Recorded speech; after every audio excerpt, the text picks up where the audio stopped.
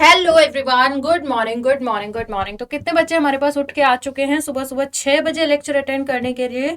Very good, well done. इसी routine को आपको कंटिन्यू रखना है at least till the paper of NEET. So बेटा, आज हम डिस्कस करेंगे इक्विलिब्रियम, और इक्विलिब्रियम में भी specifically we are going to discuss ionic equilibrium. Equilibrium में भी specifically we are going to discuss ionic equilibrium. ठीक है बच्चा? तो आयोनिक इक्विलिब्रियम शुरुआत होती है बेटा एसिड्स और बेस की थ्योरीज से। तो आज के लेक्चर में हम डिस्कस करने वाले हैं theories of acids and bases. सुनने में कितना आसान लगता है ना कि मैम एसिड बेसिस के बारे में पढ़ेंगे, इससे क्वेश्चन भी आता है क्या नीट में? बेटा last 2 years continuously acid basis का क्वेश्चन आया है।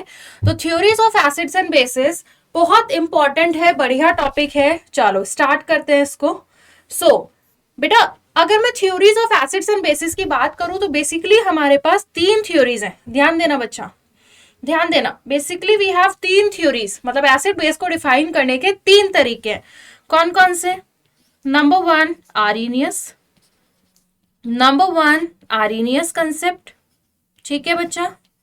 नंबर 2 बेटा, number 2 Bronsted concept, Bronsted and Lowry, Bronsted Lowry concept. And number 3 Lewis concept, Lewis concept. ठीक है? सो आर्रीनियस ने अपना कुछ कंसेप्ट दिया, ब्रॉन्स्टेड लॉरी ने अपना कुछ कंसेप्ट दिया, लुइस ने अपना कुछ कंसेप्ट दिया। एक्चुअली मल्टीपल कंसेप्ट क्यों आए? क्योंकि कंसेप्ट तो बाद में आए, पहले हमने आइडेंटिफाई कर लिया था कुछ सब्सटेंसेस को एज एसिड और कुछ सब्सटेंसेस को एज बेसिस। अब आप बोलोगे मैम थ्योरी आने से पहले कैसे आइडेंटिफाई हो गया? बेटा पहले सब्सटेंस आइडेंटिफाई हो गए थे on the basis of indicators. आपने पढ़ा होगा छोटी क्लासेस में, पीएच आपने पढ़ा होगा, टेस्ट आपने छोटी क्लासेस में सुना होगा कि एसिड आर आई थिंक कैसे खट्टे होते, sour in taste, and bases taste like bitter, bases are soapy in touch, है ना? ऐसे multiple properties and natural indicators, synthetic indicators की हेल्प से मान लो हमने एक लिस्ट बना ली मल्टीपल सब्सटेंसेस की। चलो मैं आपके सामने बोर्ड पे अगर एक लिस्ट बना दूं कि भाई बहुत सारे सब्सटेंसेस को आइडेंटिफाई किया गया एज एसिड्स और बहुत सारे सब्सटेंसेस को आइडेंटिफाई किया गया एज बेसिस। जैसे कि बेटा HCl एसिड में गया, H2SO4 एसिड में गया, HNO3 एसिड में गया, बेटा AlCl3 एसिड में गया, बच्चा ये भी एसिड है। बच्चा BF3 एसिड में गया, ये भी एसिड है। ठीक है? अब बेसिस पे आते हैं, एंड मैनी मोर, ऐसे में समझना 5 ही थे, and many more ETC etcetera etcetera etcetera. अब बेसिस की भी एक लिस्ट बनी। तो बेसिस में हमारे पास जैसे NaOH गया बेटा, KOH बेस चला गया, NH4OH बेस चला गया। बचा अमोनिया भी बेस होता है NH3, इसी तरह अमीन्स भी बेस होते हैं RNH2 etcetera and many more. अब बात ये आई कि चलो हमें ये पता चल गया कि ये पर्टिकुलर सब्सटेंस एसिड है और ये second list of particular substance basis है। ठीक है? पता चल गया। अब भाई बात हुई कि कोई एक्सप्लेन करो कि ये क्यों एसिड है और ये क्यों बेस है, ये वाली लिस्ट क्यों एसिड है और ये लिस्ट क्यों बेस है, पूछा गया। Please explain the reason. तो उन्हीं एक्सप्लेनेशन को देने जो सबसे पहले साइंटिस्ट आए, ही वॉज आर्रीनियस। कौन आया भाई सबसे पहले एक्सप्लेन करने? आर्रीनियस। तो आर्रीनियस जी आए और आर्रीनियस जी ने बोला कि मैं बताऊंगा, ठीक है, कौन एसिड है और कौन बेस है। तो बेटा जो सबसे पहली थ्योरी आई थी एसिड बेसिस की, that was given by Arrhenius. तो अकॉर्डिंग टू आर्रीनियस, ध्यान से देखना, according to Arrhenius, according to Arrhenius,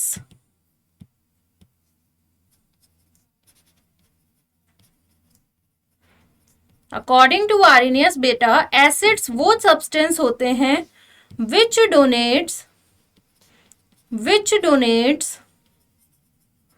H plus ions in water। किस में बच्चा?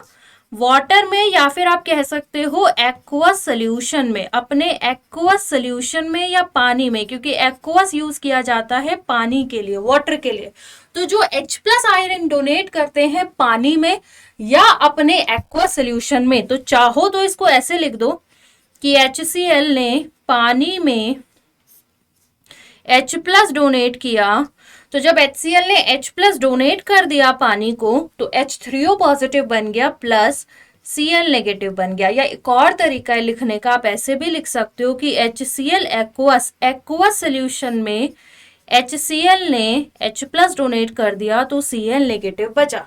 तो ये तरीका था आर्सेनियस का एसिड को डिफाइन करने का। ठीक है, कोई दिक्कत बिल्कुल नहीं, क्योंकि ये वाला तरीका तो हम बचपन से पढ़ते आ रहे हैं, हमें तो बचपन से पता है कि वो सब्सटेंसेस जो H+ देते हैं वो एसिड है।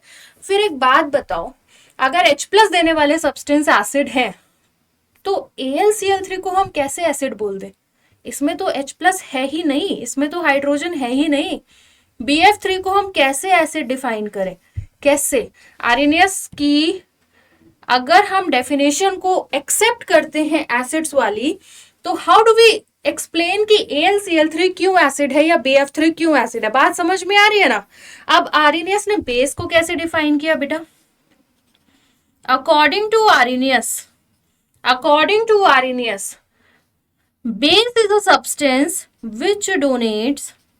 base is a substance which donates OH negative, जिसे हम हाइड्रोक्साइड आयन भी कहते हैं, OH negative ions in water, या फिर सेम एक्वस सोल्यूशन जिसे हम बेटा हाइड्रोक्साइड आयन भी कहते हैं।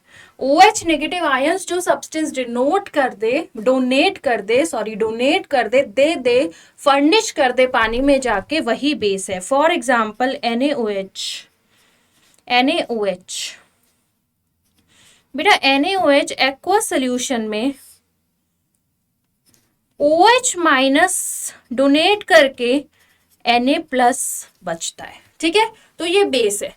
तो KOH को भी वही बेस की तरह से एक्सप्लेन किया जा सकता है। KOH भी एक्वस सोल्यूशन में यही काम करेगा, है ना, कि K+ देगा और OH- देगा, तो KOH भी बेस है। ठीक है, समझ आया? NaOH भी बेस है, KOH भी बेस है। अब बात ये आती है कि भैया आप अमोनिया को बेस कैसे प्रूव करोगे? हाउ डू यू एक्सप्लेन कि अमोनिया भी बेस है? हाउ डू यू एक्सप्लेन कि अमीन भी बेस है? हाउ डू यू एक्सप्लेन कि अमीन भी बेस है और अमोनिया भी बेस है? उसमें तो OH- दिखाई ही नहीं दे रहा। तो एक तरह से आपको आर्सेनियस की लिमिटेशन समझ आ रही है। आर्सेनियस की लिमिटेशन क्या हो गई बेटा? What is the limitation of Arrhenius concept? Limitations of Arrhenius theory क्या हो जाएगी हमारे पास? सबसे पहला पॉइंट तो आपने नोटिस किया होगा कि ये थ्योरी पानी का बड़ा यूज कर रही है। इस थ्योरी में एसिड और बेस एक्सप्लेन करने के लिए जो आपका सॉल्वेंट होना चाहिए वो पानी ही होना चाहिए। दोनों डेफिनेशन पढ़ लो, पानी ही होना चाहिए। अब ये बताओ, जहां पानी नहीं है क्या वहां हम एसिड बेस नहीं बता पाएंगे? जिस जगह पे पानी अवेलेबल नहीं है तो क्या वहां पे हम एसिड और बेस को डिफाइन नहीं कर पाएंगे? या अभी जिस स्पीड से अर्थ पे पानी खत्म हो रहा है, इंडिया में भी बहुत सारे शहरों में तो पानी का लेवल कितना डाउन हो गया, that is why we all should save water. हमें सेव भी करते चलना चाहिए पानी को। तो जिस स्पीड से पानी बेटा खत्म हो रहा है, तो क्या हम एसिड बेस की डेफिनेशन नहीं दे पाएंगे? तो एक लिमिटेशन तो ये हो गई कि इस कंसेप्ट को एक्सप्लेन करने के लिए पानी की अवेलेबिलिटी बहुत जरूरी है। तो according to Arrhenius theory, he has defined acids and bases in aqueous solvent only, in aqueous solution only. बेटा पानी जरूरी है, पानी में ही इसने एक्सप्लेन किया है, पानी के बिना इसने एक्सप्लेन नहीं किया है। पहली लिमिटेशन तो ये हो गई। अब दूसरी लिमिटेशन क्या है कि acids like AlCl3,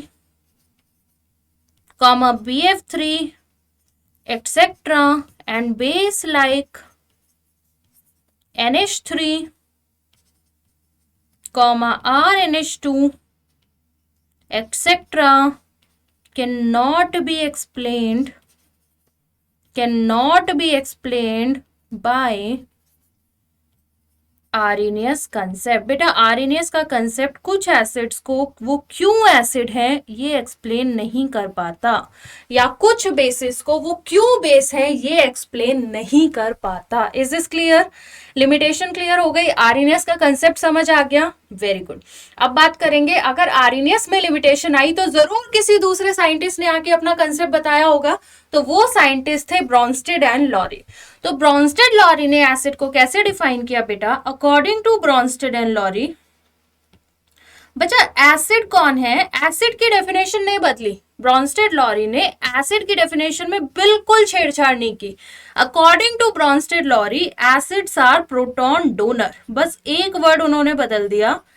Arrhenius proper H+ use कर रहा था, इन्होंने H+ को प्रोटॉन कह दिया, तो एसिड्स आर प्रोटॉन डोनर, ठीक है।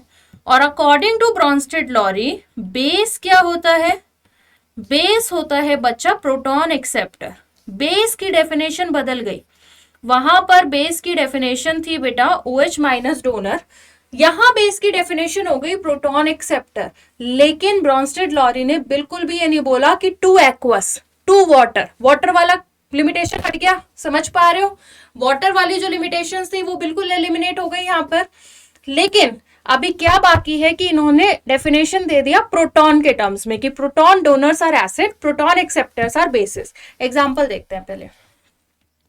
मान लो आपने रिएक्शन कराया HCl का, वही सेम रिएक्शन लिखेंगे पानी के साथ, ठीक है। होगा क्या? H3O पॉजिटिव बनेगा प्लस Cl नेगेटिव बनेगा।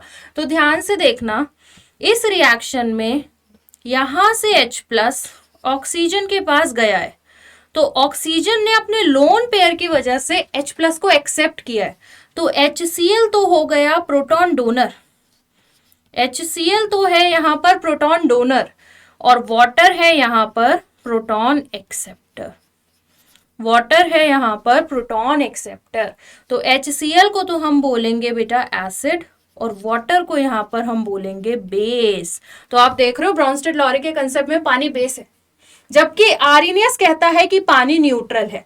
आर्हेनियस H+ OH- की बात करता है और वो कहता है पानी न्यूट्रल है, लेकिन अकॉर्डिंग टू ब्रॉन्स्टेड लॉरी पानी बेसिक है अगर वो HCl के साथ है, अगर वो HCl के साथ है, ठीक है। लेकिन अगर मैं पानी को अमोनिया के साथ डाल दूं, ध्यान से देखना, अगर मैं पानी को अमोनिया के साथ डाल दूं तो हम सबको पता ना क्या होता है इस रिएक्शन में।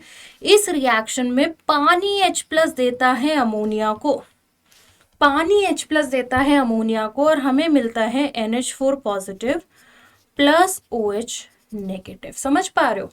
इसका मतलब इस बार अमोनिया प्रोटॉन एक्सेप्टर है बच्चा, और वाटर इस बार प्रोटॉन डोनर है, डोनर है।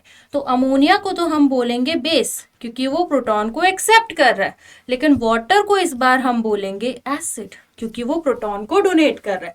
तो मतलब ब्रॉन्स्टेड लॉरी के अकॉर्डिंग तो पानी दोनों है, पानी एसिड भी है और पानी बेस भी है। तो ब्रॉन्स्टेड लॉरी के कंसेप्ट के अकॉर्डिंग हमें पानी को कहना चाहिए एम्फोटेरिक। बच्चा नया वर्ड है आप लोगों के लिए, ध्यान से नोट करना, नया वर्ड है हमारे लिए एम्फोटेरिक। तो नोट कर लेना इसको कि according to Bronsted Lowry concept H2O मतलब water is amphoteric, amphoteric in nature, amphoteric in nature. जैसा कि हमने पिछले दोनों एग्जाम्पल में देखा कि कहीं प्रोटॉन को एक्सेप्ट कर रहा है, कहीं प्रोटॉन को डोनेट कर रहा है, तो it can donate a proton also, it can accept a proton also. तो बेटा पानी हो जाएगा एम्फोटेरिक, ठीक है। ये बात समझ में आई?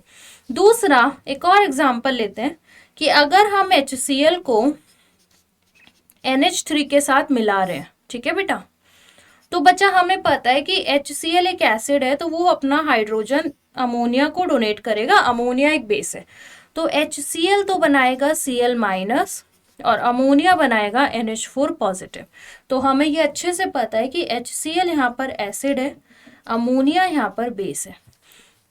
एक acid according to Bronsted Lowry theory, एक एसिड जब अपने H+ को डोनेट कर देता है, फेंक देता है, बाहर निकाल देता है, तो उसके बाद जो रिमेनिंग पार्ट है उसको क्या कहा जाता है? तो जब ये एसिड H+ को दे देता है, दान कर देता है, डोनेट कर देता है, तो रिमेनिंग पार्ट इज क्लोराइड। तो इस क्लोराइड को बोला जाता है बच्चा conjugate base, conjugate base of HCl। Short में आप इसे कह सकते हो CB, कॉन्जुगेट बेस। तो ये जो Cl माइनस है, the remaining part after the donation of H+ ions, that is known as conjugate base. अच्छा, अमोनिया ने बड़े प्यार से H+ को रख लिया। अमोनिया ने कहा यार फ्री का H+ मिल रहा है। भाई देखो, एसिड के पास तो फ्री का H+ है, फोकट का, देते रहो देते रहो देते रहो। एसिड के पास फोकट के H+ भरे होते हैं, इसलिए वो दान करता चला जाता है। अमोनिया को जो फ्री का H+ मिल जाता है, तो H+ लेने के बाद जो बनता है, अमोनियम आयन बनता है, उसको कहते हैं बेटा conjugate acid, conjugate acid of NH3, NH3। इसे आप Ca लिख सकते हो। तो किसको हम कॉन्जुगेट बेस बोलते हैं, किसको हम कॉन्जुगेट एसिड बोलते हैं, ये बात समझ में आ रही है? इसका एक बार लिख लें इसको अच्छे से डिटेल में कि what is conjugate base, what is conjugate acid. अगर कोई एसिड है और वो अपना फोकट का H+ डोनेट कर दे, तो H+ डोनेट करने के बाद जो रिमेनिंग आयन है, जो भी रिमेनिंग आयन है, वो कहलाता है कॉन्जुगेट बेस। अगर कोई बेस है वो H+ को एक्सेप्ट कर ले, तो जो भी आयन फॉर्म होगा उसे कहते हैं कॉन्जुगेट एसिड। ठीक है, क्लियर है? एक एग्जांपल ले लें, एक एग्जांपल ले लें बेटा। देखो, एग्जांपल ये है कि पानी, मान लो अगर पानी ने H+ को एक्सेप्ट किया और पानी ने H+ को डोनेट किया। एक बार पानी में H+ जोड़ेंगे और एक बार बाहर निकालेंगे। तो अगर पानी ने H+ को बाहर निकाला, -H+, तो बचेगा OH-। ठीक है, और ये कहलाएगा कॉन्जुगेट बेस। और अगर पानी ने H+ को एक्सेप्ट कर लिया, तो ये बन जाएगा H3O+, और ये कहलाएगा कॉन्जुगेट एसिड। काफी बच्चे ना बार बार कंफ्यूज रहते हैं कि मैम डोनेट करने के बाद एसिड बनता है, कि डोनेट करने के बाद बेस बनता है, कि एक्सेप्ट करने के बाद एसिड बनता है, मतलब कंफ्यूजन बनी रहती है। तो इसको ऐसे याद कर लो कि एक्सेप्ट और एसिड, AA, छोटी सी ट्रिक है, एक्सेप्ट एसिड AA, याद हो जाएगा ना इससे। तो अगर प्रोटॉन को एक्सेप्ट किया जाता है तो आप कॉन्जुगेट एसिड बन जाते हो। ट्रिक क्या है हमारी? एक्सेप्ट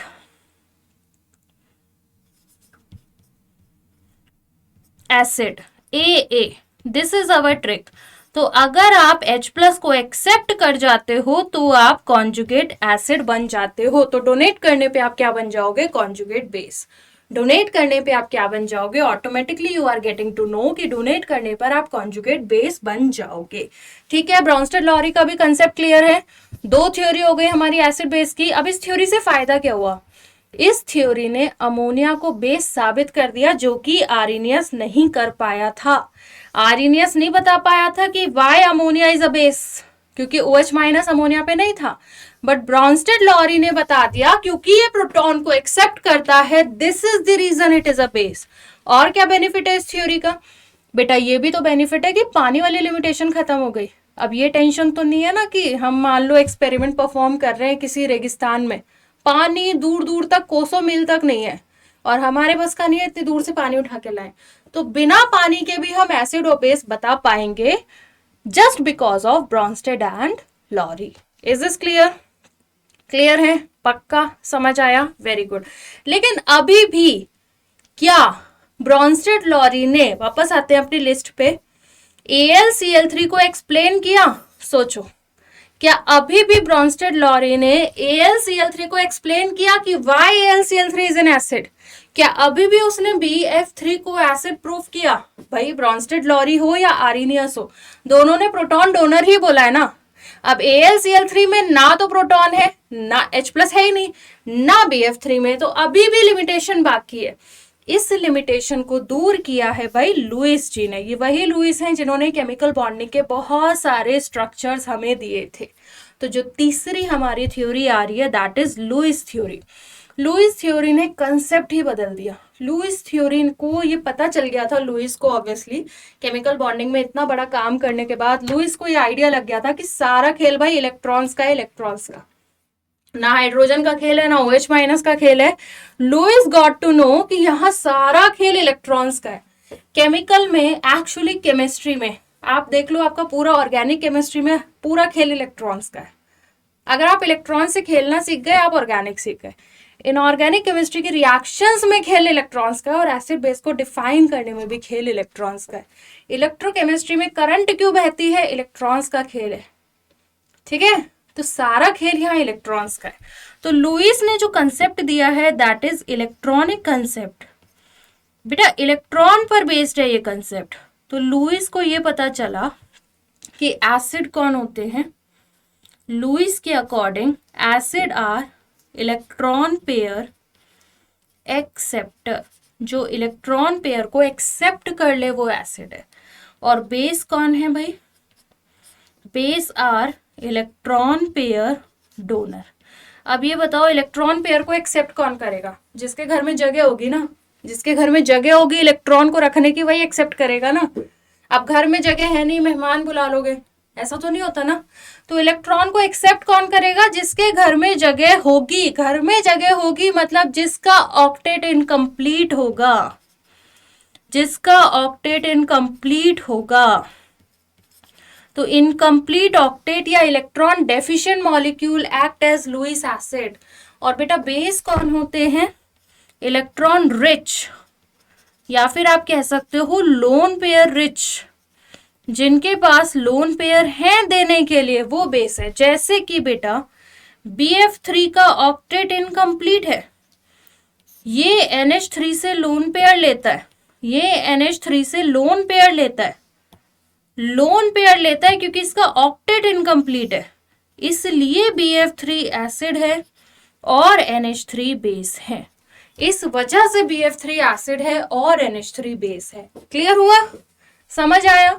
बट इन एसिड और बेस को हम लुईस एसिड और लुईस बेस कहते हैं, लुईस एसिड और लुईस बेस कहते हैं। तो ये तीन थ्योरी है बच्चा हमारे पास एसिड और बेस की। होपफुली बहुत आसान है, मतलब बहुत छोटा सा कंसेप्ट है, बहुत प्यारा सा कंसेप्ट है, theories of acids and bases, जिसमें हमारे आर्रीनियस की थ्योरी आ जाती है, ब्रॉन्स्टेड-लॉरी की थ्योरी आती है और लुईस की थ्योरी आती है। अब इसमें सबसे इंपॉर्टेंट पार्ट क्या है बेटा, जिस पे क्वेश्चन बन सकते हैं, सबसे इंपॉर्टेंट है बेटा conjugate acid and conjugate base. क्योंकि बहुत बार क्वेश्चन पूछा जाता है इसका कॉन्जुगेट एसिड पहचान लो, इसका कॉन्जुगेट बेस पहचान लो। ये क्वेश्चन हमारा मल्टीपल टाइम रिपीट होता है। दूसरे टाइप का क्वेश्चन हो सकता है हमारा लुईस एसिड पहचानना। जैसे कि मैं आपको एक क्वेश्चन दे दूं बच्चा, which of the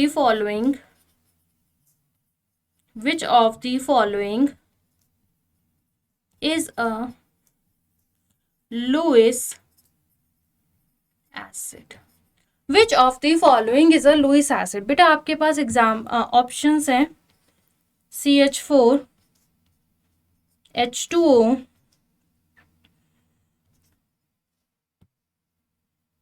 PH3 या BH3। बेटा इन चारों में लुईस एसिड कौन होगा, CH4। जब हम बात करते हैं CH4 की तो हमें पता है ये तो कंप्लीट ऑक्टेट वाला मॉलिक्यूल है, ये तो कंप्लीट ऑक्टेट वाला मॉलिक्यूल है, इसमें तो पूरे 8 इलेक्ट्रॉन है कार्बन के पास। जब हम वाटर की बात करते हैं तो बेटा ये तो लोन पेयर रिच है, complete octet plus lone pair rich. PH3 में भी आपको लोन पेयर दिख नहीं रहा क्योंकि वो दिखा नहीं रहे ऑप्शन में, बट क्योंकि केमिकल बॉन्डिंग हम सबने पढ़ रखा है तो हमें पता है फॉस्फोरस अमोनिया के ग्रुप से बिलोंग करता है। भाई NH3 PH3 भाई भाई, तो अगर NH3 पे लोन पेयर है तो PH3 पे भी लोन पेयर है, तो ये भी लोन पेयर रिच है बच्चा। लेकिन जो BH3 है इसका होता है इनकम्प्लीट ऑक्टेट, इनकम्प्लीट ऑक्टेट, और इसी इनकम्प्लीट ऑक्टेट की वजह से BH3 is a Lewis acid। बात समझ में आई। इसी इनकम्प्लीट ऑक्टेट की वजह से BH3 जो है हमारा that is a Lewis acid. ठीक है, अभी पीवाईक्यू में क्या मैम क्वेश्चन आया हुआ है इस कंसेप्ट से, इतने छोटे कंसेप्ट से भी क्या पीवाईक्यू में क्वेश्चन आया है? बिल्कुल, मैंने बोला था ना अभी रिसेंट में क्वेश्चन आए हैं, ज्यादा पुराना टाइम नहीं हुआ है। तो नीट 2019 में क्वेश्चन पूछा गया, ध्यान से समझना, conjugate base for Brønsted acid H2O and HF क्या होगा? चलो सोचो, दिमाग लगाओ कि H2O का कॉन्जुगेट बेस क्या होना चाहिए, HF का कॉन्जुगेट बेस क्या होना चाहिए? सोचो बेटा। देखो, अगर आपको H2O का कॉन्जुगेट बेस चाहिए, ठीक है, तो इससे H+ निकाल दो। H+ निकालने के बाद बच रहा है OH-, तो कॉन्जुगेट बेस इसका बनेगा OH-। अगर आपको HF का कॉन्जुगेट बेस चाहिए तो इससे इलेक्ट्रॉन निकाल दो, सॉरी प्रोटॉन निकाल दो, प्रोटॉन डोनेट करा दो, तो हमारे पास क्या बच रहा है बेटा? F-। तो what is the correct answer? कोई ऑप्शन मैच हो रहा है? Conjugate base for H2O and HF, conjugate base for H2O and HF, बिल्कुल ऑप्शन नंबर डी दिख रहा है सबको, option number D is the correct answer. तो इतना आसान क्वेश्चन आपका पीवाईक्यू में आया था, लेकिन बात वही है कि जब हम एग्जाम प्रेशर में बैठे होते हैं ना, तो हमको याद ही नहीं रहता कि कॉन्जुगेट बेस बनाने के लिए प्रोटॉन एक्सेप्ट कराना था या निकालना था, कॉन्जुगेट एसिड बनाने के लिए प्रोटॉन एक्सेप्ट कराना था या निकालना था। ट्रस्ट मी, बहुत बच्चों का एक्सपीरियंस है पर्सनल, भूल जाते हैं, क्योंकि बच्चे शेयर करते हैं ना मुझसे कि मैम गलती, because I always want to analyse कि एक चीज होती है गलती हो गई, बट सही अप्रोच ये है कि गलती कहाँ हुई, क्यों हुई। तो बच्चे कहते हैं हम ना ये भूल गए एकदम एग्जाम प्रेशर में कि एक्सेप्ट करा के एसिड था या डोनेट करा के एसिड था, क्या था। इसलिए मैं बोल रहा हूँ कि एक ट्रिक है छोटी सी, उसको याद कर लो कि अगर आप H+ को एक्सेप्ट कराते हो, बहुत इजी ट्रिक है, A for accept, A for acid, तो आप पहुंचोगे कॉन्जुगेट एसिड की तरफ। A for accept, A for acid. और अगर आप H+ को डोनेट कराते हो, अगर आप H+ को डोनेट कराते हो तो उल्टा, तो उल्टा कॉन्जुगेट बेस बन जाएगा, कॉन्जुगेट बेस बन जाएगा DB। ए याद करो, दूसरा तो हम ऑपोजिट कर ही लेंगे, हम स्मार्ट लोग हैं, दूसरा तो ऑपोजिट कर ही लेंगे, एक ट्रिक याद करो बस। ठीक है बेटा, क्लियर है? एक और पीवाईक्यू आपको दिखाया जाए सेम कंसेप्ट पे। नीट 2019 उड़ीसा, उड़ीसा के पेपर में क्वेश्चन पूछा गया बच्चा, which of the following can not act both as Bronsted acid and Bronsted base. देखो, ब्रॉन्स्टेड एसिड और ब्रॉन्स्टेड बेस की तरह काम करने के लिए क्या जरूरी है? देखो, ब्रॉन्स्टेड एसिड की तरह काम करने के लिए H+ डोनर होना जरूरी है, ब्रॉन्स्टेड बेस की तरह काम करने के लिए H+ एक्सेप्टर होना जरूरी है। समझ पा रहे हो? एसिड की तरह काम करने के लिए डोनर होना जरूरी है, बेस की तरह काम करने के लिए एक्सेप्टर होना जरूरी है। अब ध्यान से समझना, हमारा ए ऑप्शन है HCO3-। कौन सा आयन है बेटा? क्या कहते हैं इसको? This is bicarbonate ion. बेटा एक्सेप्ट करा के देख लो ना, क्या ये H+ को एक्सेप्ट कर पा रहा है? बिल्कुल भाई, H2CO3 तो बनेगा ही ना, कार्बोनिक एसिड तो बनेगा। क्या ये H+ को डोनेट भी कर पा रहा है? क्या ये H+ को डोनेट भी कर पा रहा है? बिल्कुल, कार्बोनेट आयन बन जाएगा। तो H2CO3 बन के भी ये काम कर सकता है, कार्बोनेट आयन भी बन सकता है। इसका मतलब भाई ये तो दोनों कर लेता है, ये तो H+ को एक्सेप्ट भी कर सकता है, ये तो H+ को डोनेट भी कर सकता है। ये तो एम्फोटेरिक आयन है। नया शब्द आपको पता चल गया, एम्फोटेरिक आयन हम किसको कहते हैं? हम एम्फोटेरिक आयन किसको कहते हैं? जो दोनों काम कर सके, प्रोटॉन को एक्सेप्ट भी और प्रोटॉन को डोनेट भी। ठीक है, ये तो आंसर नहीं है, कैन नॉट पूछा है, ध्यान देना। अब बचा हमारे पास बी ऑप्शन है NH3। NH3 क्या प्रोटॉन को एक्सेप्ट करता है? सबको पता है करता है, NH4 पॉजिटिव बनाता है। क्या NH3 प्रोटॉन को डोनेट भी करता है? हाँ जी, बिल्कुल डोनेट करता है। NH2 नेगेटिव बनाता है, अमाइड आयन बनाता है, NH2 नेगेटिव बनाता है, अमाइड आयन बनाता है। तो ये भी आंसर नहीं है। बचा सी ऑप्शन पे चलते हैं जरा, HCl। HCl क्या ये प्रोटॉन को एक्सेप्ट करता है? सोचो, क्या HCl प्रोटॉन को एक्सेप्ट करता है? कभी आप लोगों ने सुना है कि H2Cl बनाओ? कभी आपने सुना है कि H2Cl आप बना दो गलती से कि भाई कर लिया एक्सेप्ट? जरूरी में जबरदस्ती H+ घुसा दोगे किसी भी चीज में? नहीं ना। तो मतलब ये प्रोटॉन को एक्सेप्ट नहीं कर सकता, ये केवल और केवल प्रोटॉन को डोनेट कर सकता है। ये केवल प्रोटॉन डोनर है। It is only proton donor, acceptor नहीं है भैया। ये केवल प्रोटॉन का डोनर है, मतलब it is only acid. It is only acid, base की तरह ये काम नहीं करता। तो the correct answer is HCl। समझ आया? पक्का? क्लैरिटी आ रही है? क्लियर है? तो इस तरह से इस छोटी सी थ्योरी पे जो क्वेश्चंस पॉसिबल हैं, लुईस पे क्वेश्चन पॉसिबल है, कॉन्जुगेट एसिड कॉन्जुगेट बेस पे क्वेश्चन पॉसिबल है, वो आज की क्लास में कर लिए गए हैं। बेटा एक क्वेश्चन आपको होमवर्क के लिए दे देते हैं। Let's give a question for homework. Write down homework question, please answer, है ना? पता तो चलना चाहिए कितने लोगों ने अटेंड किया है सेशन को सुबह सुबह 6 बजे, या टीचर्स फालतू में ही मेहनत कर रहे हैं, है ना? तो please answer the homework question in the comment. Right question है आपका, right conjugate acid and conjugate base of HSO4 minus. समझ में आया? कौन सा आयन होता है ये? Hydrogen sulphate ion. Hydrogen sulphate ion. So you need to write conjugate acid and conjugate base of HSO4 minus ion. So this is your homework. Comment में इसके जवाब दे देना। मैंडेटरी है होमवर्क क्वेश्चन अटेम्प्ट करना। अगर आप फंडा बॉक्स का सुबह 6 बजे उठ के लेक्चर ढूंढ रहे हो, देख रहे हो, तो बेटा आंसर भी करो। इतनी फाइट मारो, क्वेश्चन के साथ फाइट मारना सीखो। So this is all for today session. छोटा सा सेशन था acids bases and multiple theories पे। होपफुली सबको समझ आ गया होगा। Thank you so much for joining. Like share subscribe तो कर ही दो यार, रीति रिवाज है ना, ये फॉलो करने ही पड़ते हैं। स्प्रेड कर दो, वीडियो को फैला दो। चलो, take care everyone, see you in the next session, bye bye.